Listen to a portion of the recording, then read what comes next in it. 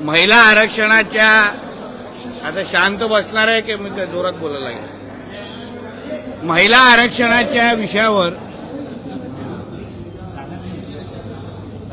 आदरणीय मुख्यमंत्रीने साहेबांनी जे काय एक अतिशय चांगलं वाक्य वापरलं त्यांच्या पत्रकार परिषद की महिला आरक्षणाच्या निमित्ताने विरोधकांचा बुरखा फाटलेला आहे।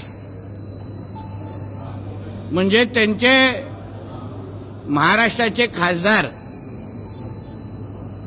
जे जे फतव्यांवर निवडून आलेले आहेत,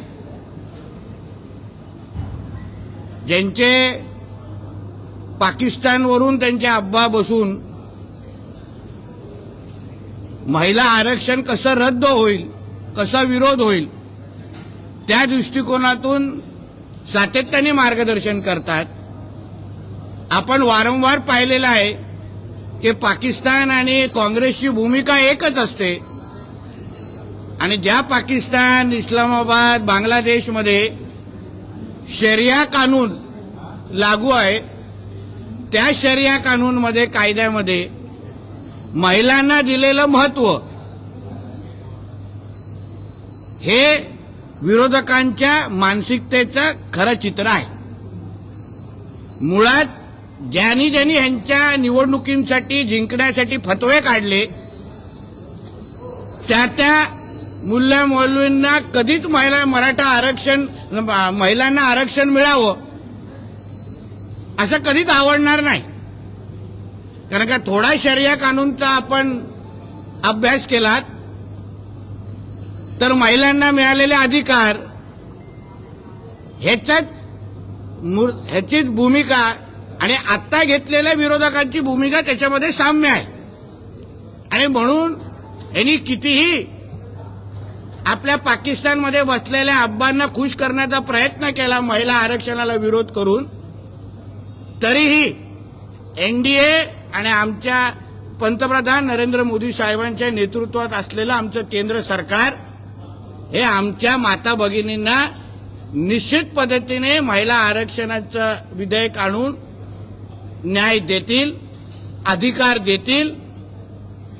यांनी किती आमच्या माता भगिनींच्या भविष्याला अंधारात टाकण्याचा प्रयत्न केला असेल तरी हे आमच्या हिंदू राष्ट्रामध्ये आम्ही आमच्या माता भगिनींना निश्चित पद्धतीने अधिकार देऊ, हक्क देऊ, हा विश्वास या निमित्ताने मी व्यक्त करतो। हल्ली आलेले जे काही विरोधकांचे, काँग्रेसवाल्यांचे जे काही त्यांच्या भूमिका किंवा टीका आहे, तुम्हाला इकडल्या आमच्या देशातल्या माता भगिनींची चिंता नाही, पण कोणतरी पाकिस्तानमध्ये बसून तुम्हा लोकांना स्क्रिप्ट लिहून देतो आणि ते तुमचा राहुल गांधी असो, इथे सुप्रियाताई असे वाचून दाखवतात, ते काय आम्ही सहन करणार नाही।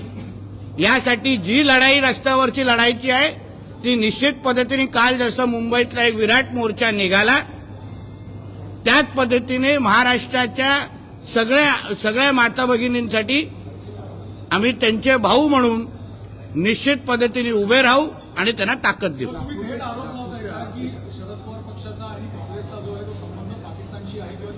अहो, भूमिका एकच आहे। तुम्ही एकदा सुप्रियाताईंची भूमिका ही लव्ह जिहादच्या समर्थनाची आहे, तुम्ही व्हिडिओ पण असंख्य वेळी पाहिलेले आहेत। आणि म्हणून जी काही भूमिका असतात ते घेत आहेत, हे काय फतवे काढल्यानंतरच खासदार झालेले आहेत। तुम्ही लोकसभेच्या निवडणुकीच्या वेळी बघितलेले आहेत, कितींदा हे लोक कुठल्या कुठल्या मस्जिदीमध्ये जाऊन फतवे काढून खासदार झालेले आहेत। वोट जिहादच्या निमित्ताने ते निवडून आलेले आहेत। आणि म्हणून ह्या मानसिकतेचे लोक कधीच हिंदू राष्ट्रामध्ये किंवा ह्या राष्ट्रामध्ये महिलांना अधिकार मिळायला देणार नाही, हे सरळ स्पष्ट आहे। हा विषय संपला का? आपल्याला विनंती, हा विषय संपला, याच्यावर काही प्रश्न असतील तर पुढे घेऊ। याला जरूर सर बोलतो, विजय वडेट्टीवारांनी देखील आरोप केलेला आहे की 10-20 महिलांचा तुम्ही मोर्चा काढून कुठेतरी राजकीय तेव्हा मोजायला आलेले का काल बुरखा घालून? विजय वडेट्टीवार काल बुरखा घालून मोजायला आले असतील की आमचे 10-20 लोक होते की 20,000 लोक होते, त्यांनी पुरावा द्यावा। तर 1-2 होत्या पुरुषांची चप्पल घालून, कदाचित त्याच्यातला एक विजय वडेट्टीवारच असेल।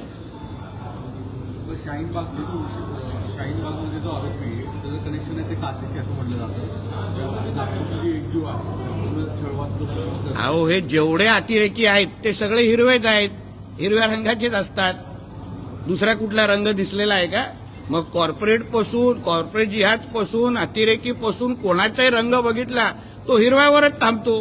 तर त्याच्यामध्ये नवीन आश्चर्य वाटण्यासारखी काय गोष्ट आहे? म्हणजे ओरसगावचा एक विषय आहे तिथे टोल नाका परत एकदा सुरू करायचा सूचना सांगितलं जाते. तुम्ही अनेकांनी तिथे विरोध केला होता. असं नोटिफिकेशन आलेलं असं आम्ही ऐकतोय.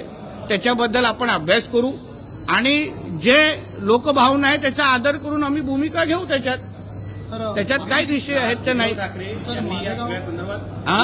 उद्धव ठाकरे यांनी या सगळ्या संदर्भात बोलताना सरसंघचालक पासून ते संपूर्ण भाजप म्हणजे आम्ही काही बुरखा घालत नाही त्यामुळे आमचे बुरखे फाडण्याची वेळ येणार नाही, जी थेट टीका संघापासून ते भाजपवर केली आहे. अहो पण ज्याच्या राजकीय धर्मांतर झालेला आहे, ज्याला आता हिंदू मानत नाही, तो काय दुसरा हिंदूंवर टीका करतो? तो आता 5 वक्त नमाजी म्हणजे उद्धव खान आहे. तो आमच्यात राहिलेला नाहीये म्हणून त्याने आम्हाला हिंदुत्वाचं सर्टिफिकेट उद्धव ठाकरेंनी तरी देऊ नये. त्यांनी तरी देऊ नये. सर, मालेगाव बॉम्बब्लास्ट वरून काँग्रेसने भगवा दहशतवादाचं वक्तव्य केलेलं होतं. आता कोर्टाने या सर्व आरोपींची निर्दोष मुक्तता केलेली आहे. मालेगाव आजच निकाल लागला. तो म्हणजे सिद्ध होतं ना की भगवादारी कधी दहशतवाद करत नाहीत. त्यावेळी हिंदूंच्या विरुद्ध षडयंत्र करणारा काँग्रेस, म्हणून तर मी आता जी भूमिका बोलली ना की पाकिस्तान आणि काँग्रेसची भूमिका एकच असते. ISI, अल कायदा, PFI आणि काँग्रेसची भूमिका एकच असते. जे इस्लाम राष्ट्र शरिया कानून मानतात त्यांची आणि काँग्रेसची भूमिका एकच असते. आणि म्हणूनच ते हे लोक महिला आरक्षणाला विरोध करतायत.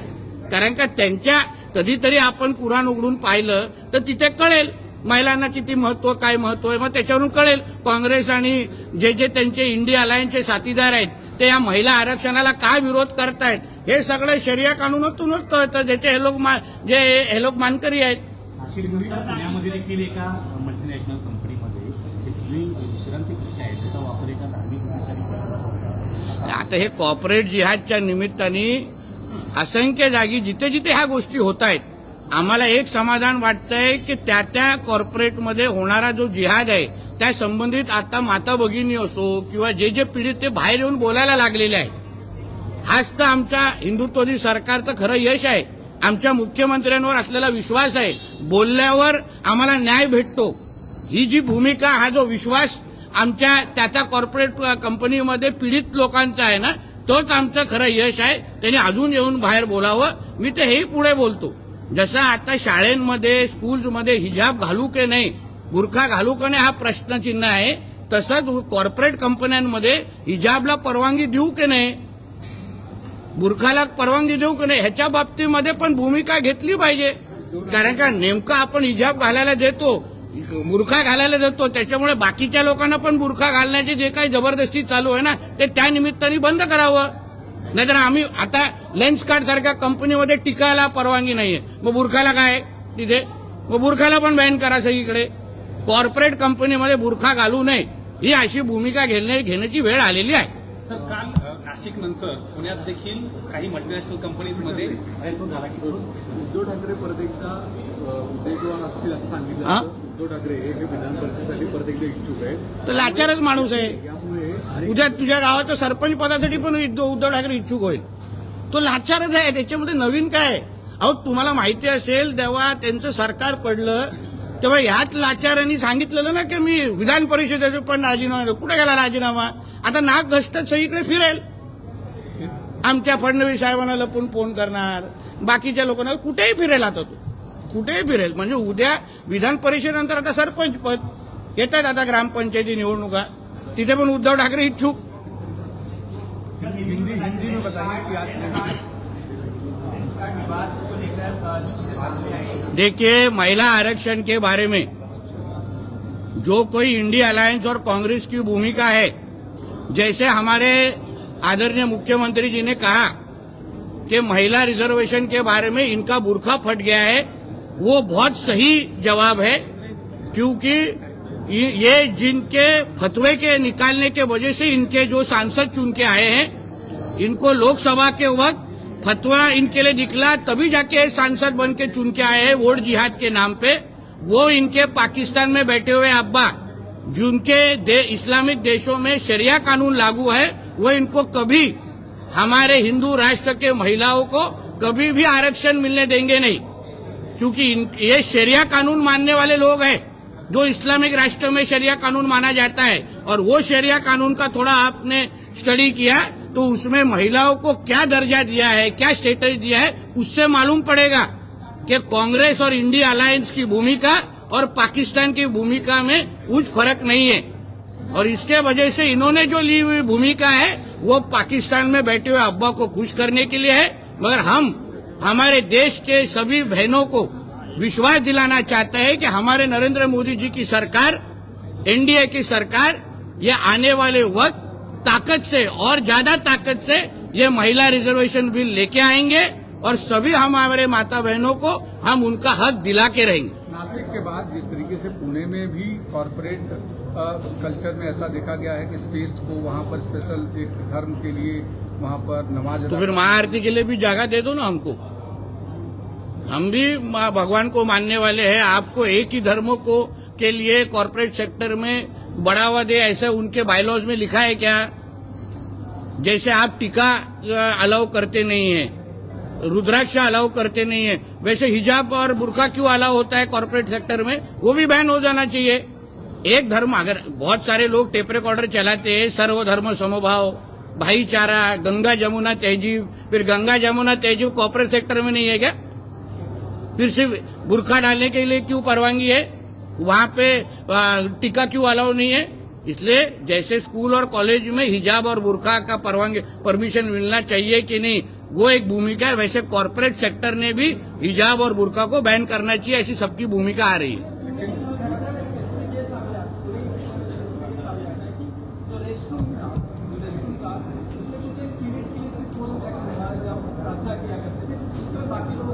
रेस्टरूम और टॉयलेट, हाँ टॉयलेट फिर सही जगह है ना?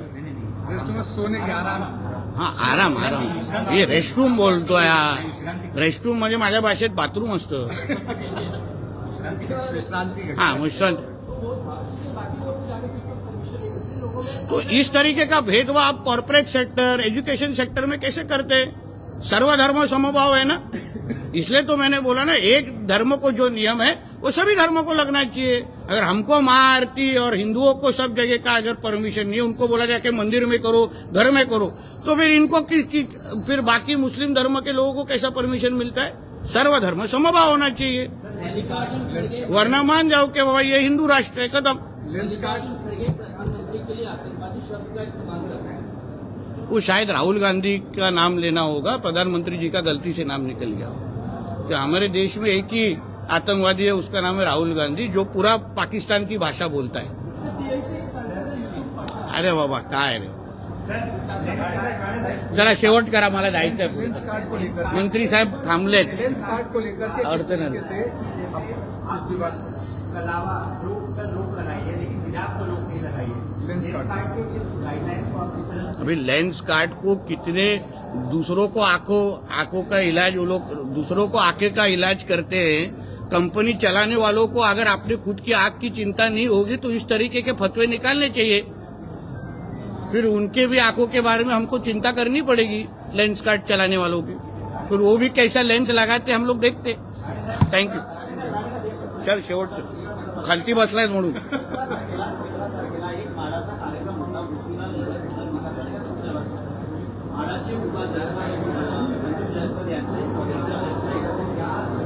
पण त्याच्या बाबतीमध्ये चौकशी चालू आहे ना।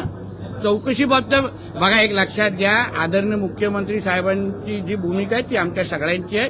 सरकार म्हणून योग्य ते चौकशी पण होईल आणि कोण चुकलं असेल तर कारवाई होईल।